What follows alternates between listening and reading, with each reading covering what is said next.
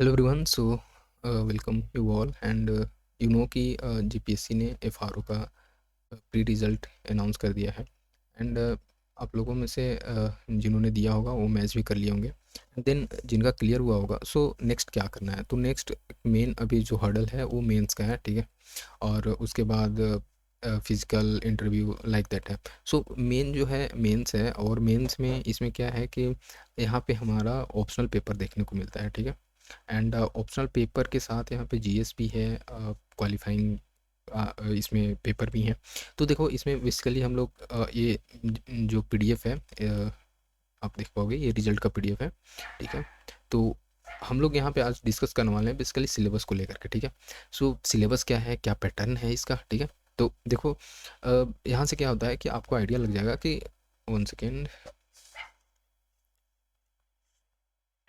कि किस वे में हमको प्रिपरेशन करना है, ठीक है। तो क्योंकि जब आपके पास सिलेबस नहीं रहेगा, आपको पैटर्न मालूम नहीं रहेगा, तो ऑब्वियस आप ब्लाइंड गेस करोगे, ठीक है। एंड फिर ये फाइनली जो होता है हम लोग को बेनिफिट नहीं करता। तो चलो देखते हैं। देखो जैसे कि ये गेजेटेड में आया गया था 2024 में, तो ये इंपॉर्टेंट नहीं है। हम लोग सीधे चलते हैं हमारे जो स्कीम्स एंड सिलेबस जो मेंशन है फॉरेस्ट रेंज ऑफिसर्स को लेकर के। तो इसमें देखो क्या होता है कि यहाँ पे आपको एक कंपलसरी पेपर देखने को मिलेगा पार्ट ए, और एक ऑप्शनल पेपर है।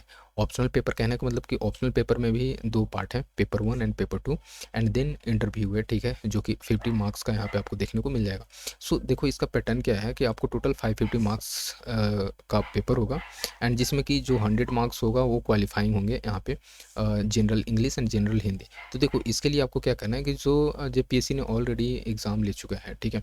तो लाइक सिविल सर्विस का जो होता है, तो वहाँ से आप इंग्लिश एंड हिंदी का पेपर देख सकते हो। ईजी होता है, आप इसको क्वालिफाई कर सकते हो अच्छे से, ठीक है। बट आपको प्रैक्टिस करना होगा। एंड देन हम लोग चलते हैं, बात करते हैं जनरल स्टडीज़ का। तो यहाँ पे 100 मार्क्स का होगा। इसको भी हम लोग देख लेते हैं कि कौन कौन सा टॉपिक है बेसिकली इसमें पढ़ना हम लोग को। इसको भी आगे हम लोग देखेंगे, बट अभी मार्किंग हम लोग करते हैं। ये क्या है, तो 100 मार्क्स का पूछा जाएगा। एक सेकेंड। ठीक है। एंड इसमें देखो ऑप्शनल पेपर 1 है एंड पेपर 2 है, जो कि 200 मार्क्स का इच, ठीक है। इट मीन्स कि 400 मार्क्स का सबसे ज़्यादा वेटेज जो है ऑप्शनल पेपर का हो जाता है। एंड देन इंटरव्यू 50, तो टोटल हो जाता है 550 मार्क्स। देखो यहाँ पे हमारा क्या है कि ऑप्शनल सब्जेक्ट का लिस्ट दिया गया है, ठीक है। ऑप्शनल सब्जेक्ट का लिस्ट में आपको देखने को मिलेगा agriculture engineering, veterinary science, animal husbandry, botany, chemistry, civil engineering, mechanical, chemical engineering, ठीक है, forestry, and then geology, mathematics, physics, statics. इस तरह से आपको मेंशन है। यहाँ पे क्या है कि बहुत सारे जो अलग अलग बैकग्राउंड के स्टूडेंट थे, तो उनको यहाँ पे उसके अकॉर्डिंग यहाँ पे दिया गया है सब्जेक्ट। बट आप अब क्या है कि हम लोग को मेंस का जब फॉर्म फिल होगा यहाँ पे, ठीक है, तो इसमें क्या होता है कि फॉरेस्ट्री का जो है मोस्ट अभी तो जो ये यूट्यूब पे चल रहा है, या फिर सजेस्ट करेंगे थोड़ा सा, अगर पेपर भी इजी बोले या फिर फेमिलियर पेपर बोले, तो ये फॉरेस्ट्री का ही देखने को मिल रहा है, ठीक है। एंड बाकी जो जो आप अपने अकॉर्डिंग कंफर्टेबल हो ले सकते हो। बट मैं यहाँ पे क्या करूँगा कि आने वाले अपकमिंग वीडियोज़ में मैं फॉरेस्ट्री का अलग अलग टॉपिक का यहाँ पे डिस्कस करेंगे, जो भी सिलेबस में मेंशन किया गया है, उसके एग्जांपल, उसके अभी करंट में क्या सिचुएशंस हैं, तो झारखंड को लेकर के क्या कंटेक्स्ट यहाँ पे फिट हो सकते हैं। ये सारा चीज़ जो है मैं अपकमिंग वीडियो में लाऊंगा, ठीक है। चलो अगर हम लोग बात करते हैं और भी डिटेल्स अगर देख लेते हैं सिलेबस को लेकर के। देखो पेपर 1 जो है यहाँ पे आपको इंग्लिश जो 50 मार्क्स का था, इसमें भी डिवाइड कर दिया गया है। एसे राइटिंग आपको 10 मार्क्स का देखने को मिलेगा, कंप्रिहेंशन 20 मार्क्स का, एंड देन ग्रामर जो है यहाँ पे 20 मार्क्स का देखने को मिल जाएगा। उसी तरह से हिंदी में भी आप ये 3 चीज़ देखने को मिलेंगे, एसे, प्रिसाइज एंड ग्रामर्स, ठीक है। तो इस तरह से आपको 100 मार्क्स का क्वालिफाइंग हो जाएगा। एंड चलो ठीक है। अब देखो पेपर 2 जो है यहाँ पे मेन है, ये जनरल नॉलेज जो था 100 मार्क्स का, वो यहाँ पे क्या क्या मेंशन है टॉपिक, उसको देख लो। जैसे करंट इवेंट्स पूछा जाएगा, जैसे कि स्टेट हमारे झारखंड में क्या चल रहा है, नेशनल इंटरनेशनल इवेंट्स क्या हुए हैं, ठीक है, G20 का मीटिंग हुआ है, ठीक है, ब्रिक्स हो गया अलग अलग। तो ये सारा चीज़ जो है नेशनल इंटरनेशनल लेवल पे इंपॉर्टेंट हो जाता है, ठीक है, इंडिया में। ये इस तरह से फिर उस तरह से उसके बाद अगर बात करूँ तो स्पोर्ट्स इवेंट्स एंड पर्सनालिटीज़, ये सारा चीज़ जो है इसमें पूछा जाएगा। देखो हिस्ट्री ऑफ इंडिया देखो यहाँ पे मेंशन कर दिया है हिस्ट्री ऑफ इंडिया, जिसमें कि तीनों पार्ट हो जाएगा, एंशिएंट, मिडिवल एंड मॉडर्न, ठीक है। Ancient, medieval and recent history including the Indian national movement, यही मॉडर्न का पार्ट हो गया, ठीक है। साथ ही साथ social, economic and political aspects जो होता है 19th सेंचुरी में किस तरह से जो था उसको यहाँ पे देखना है, फिर किस तरह से नेशनलिज्म डेवलप हुआ लोगों के बीच में, और इंडिपेंडेंस को कैसे फाइनली हम लोग गेन करते हैं, वो सारा चीज़ यहाँ पे देखना है। जियोग्राफी देखो, यहाँ पे जियोग्राफी में है कि ऑलमोस्ट सब चीज़ पढ़ना है आपको, जैसे कि अर्थ का शेप, साइज़ क्या है, लैटिट्यूड लॉन्गिट्यूड कितना है, ओशियन करेंट्स कितने हैं, कैसे ये राइज करते हैं, टाइड्स क्या होता है, ठीक है। तो टाइड में भी आपको निप टाइड देखने को मिलेगा, स्प्रिंग टाइड देखने को मिलेगा, ठीक है। तो ये सारा चीज़ जो है यहाँ पे पढ़ना पड़ेगा आपको। एटमोसफेयर का और उसका कंपोजिशन आपको देखने को मिलेगा, like physical, social, economic, geography, जो अलग एक जियोग्राफी का पार्ट है वो पढ़ना होगा। क्लाइमेट, वेजिटेशन देखना होगा, नेचुरल रिसोर्सेस, लोकेशन, और नेचुरल रिसोर्सेस का बात करते हैं तो हमारे झारखंड तो वैसे भी 42% यहाँ पे देखने को मिलता है रिसोर्स, ठीक है। फिर एग्रीकल्चर का डिस्ट्रीब्यूशन, ठीक है, इंडस्ट्रियल एक्टिविटीज़, और यहाँ पे देखो मेंशन कर दिया है झारखंड के भी रेफरेंस में। तो इस तरह से जो है आपको यहाँ का एग्जांपल कुछ कुछ क्या गवर्नमेंट ने अलग स्कीम्स लाए हैं, फिर जैसे अलग अलग जो पॉलिसी लाए गए हैं, इंडस्ट्रियल पॉलिसी, इंडिया प्लस में झारखंड का जो इंडस्ट्रियल पॉलिसी है वो कितना अचीवमेंट किया है, तो ये सारा चीज़ जो है ना हम लोग को पढ़ना पड़ेगा, और वो एग्जाम्पल अगर डालते हो अपने आंसर में तो अच्छा हो जाता है, ठीक है। फ्लो चार्ट वगैरह यहाँ पे बनाना पड़ेगा। देखो इंडियन पॉलिटी भी पढ़ना हम लोग को, तो इंडियन पॉलिटी में पॉलिटिकल सिस्टम क्या है, कॉन्स्टिट्यूशन तो पढ़ना ही पड़ेगा ऑब्वियस, उसके बिना तो पॉलिटी है ही नहीं इंडिया में। Then covering broadly its framework, ठीक है, किस तरह से मेन फीचर्स क्या है हमारे, फेडरल फीचर्स हो गया, फिर अलग अलग फीचर्स लाइक लेंदी हमारा एक कॉन्स्टिट्यूशन है, बट एक रिजिडिटी मेंटेन करके रखता है, फ्लेक्सिबिलिटी है इसमें, तो ये सारा चीज़ जो है देखने को मिलेगा। डिफरेंट ऑर्गन्स ऑफ गवर्नमेंट कौन कौन से हैं, ठीक है। फिर उसके बाद सेंट्रल स्टेट कैसे फंक्शन करता है, सेंट्रल स्टेट, लोकल लेवल पे पंचायती राज इंस्टीट्यूशंस वगैरह यहाँ पे देखने को मिलेगा। फंडामेंटल राइट्स अलग से मेंशन किया है, फंडामेंटल ड्यूटी जो यूएसएसआर से लिया गया था, ठीक है। फिर उसके बाद directive principles of state policy, जो कि वेलफेयर ऑफ दी पीपल्स के लिए रहता है कि आप स्टेट्स यहाँ पे अप्लाई कर सकता है, जो भी इसमें मेंशन है, ठीक है, फ्रेमवर्क। एंड देन फंक्शनिंग किस तरह से इंडियन डेमोक्रेसी वर्क कर रही है। इलेक्शन का भी बहुत ज़्यादा इशू हो रहा है, जैसे बिहार में ही एसआईआर को लेकर के हो गया, ठीक है। तो इस तरह से जो है ना यहाँ से पॉलिटी पढ़ना होगा, geography, history and current event. Then देखो इंडियन इकोनॉमी भी है, अभी कहाँ, अभी तो सारा चीज़ पढ़ लेना है इसमें, ठीक है। History, geography, economy, culture of Jharkhand, special Jharkhand का भी मेंशन किया हुआ है। इंडियन इकोनॉमी का अगर बात करते हैं तो इंडिया में किस तरह से डेवलपमेंट हो रहा है, बेसिक फाउंडेशन क्या है इकोनॉमी का, मिक्स्ड इकोनॉमी हमारे इंडिया में चलता है, ठीक है। फीचर सेक्टर्स इंडियन इकोनॉमी में कौन कौन से ग्रो कर रहे हैं, ठीक है।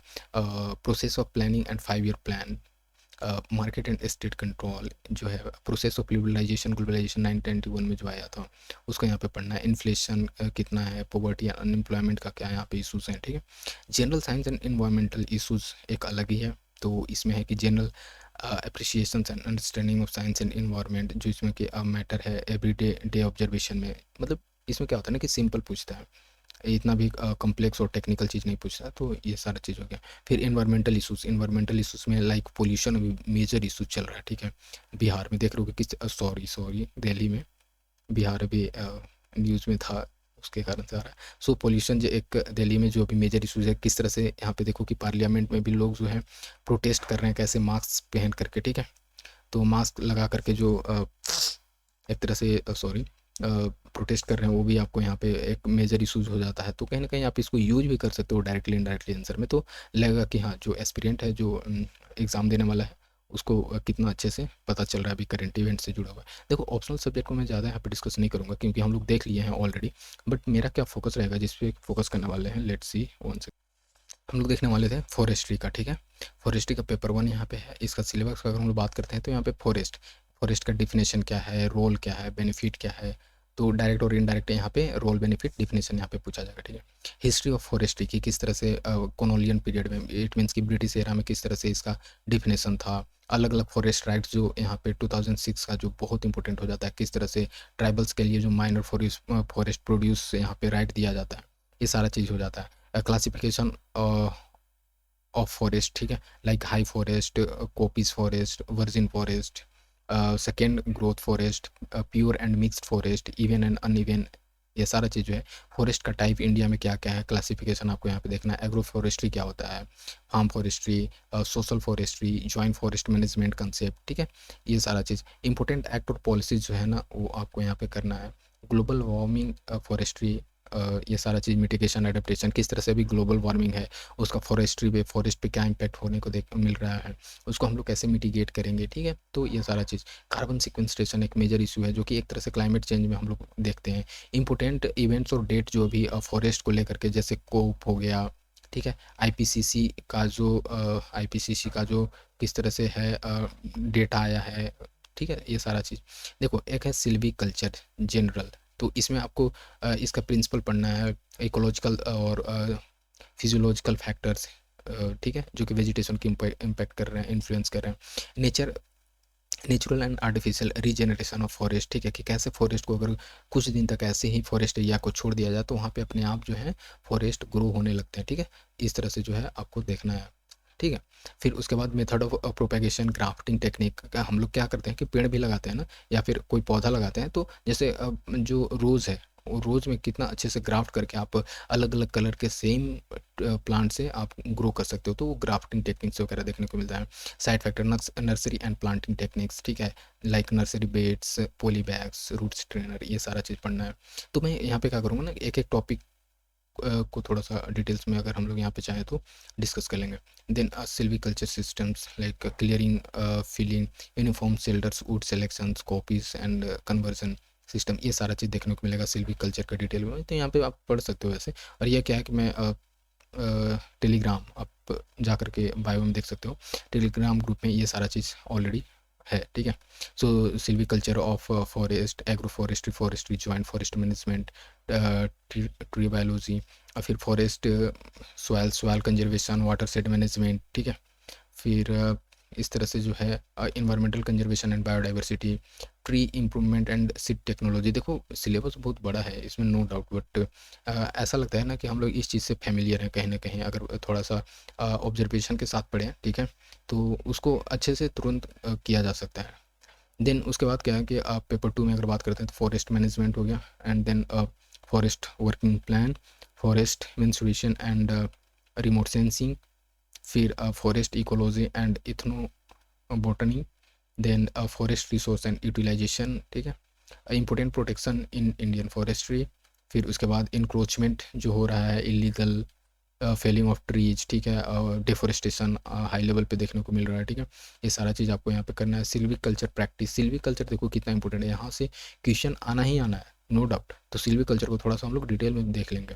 Then principles and technique of integrated pest management in forest. Obvious है ना कि बहुत सारे पेस्ट आते हैं, वो फॉरेस्ट ट्री को स्टार्टिंग से ही हार्म करने लगते हैं, तो उससे क्या होता है कि फॉरेस्ट का जो ग्रोथ होता है वो स्लो डाउन हो जाता है, हट जाता है। तो इसको हम लोग कैसे टैकल करेंगे? फॉरेस्ट इकोनॉमीज एंड लेजिस्लेशन एक मेजर इशूज़ है। लेजिस्लेशन, यहाँ पे लेजिस्लेशन काफ़ी इंपॉर्टेंट है ना, ये कैसे कैसे फॉरेस्ट पॉलिसी आए थे 1894 का, 52 का, 1990 का, ठीक है? फिर यहाँ पे आप देख सकते हो फॉरेस्ट कंजर्वेशन एक्ट हो गया, वाइल्ड लाइफ प्रोटेक्शन एक्ट 1972 हो गया, इसमें क्या क्या अमेंडमेंट हुए हैं रिसेंट। इंडियन फॉरेस्ट एक्ट 1927 का, जो कि ब्रिटिश एरा में था, ठीक है?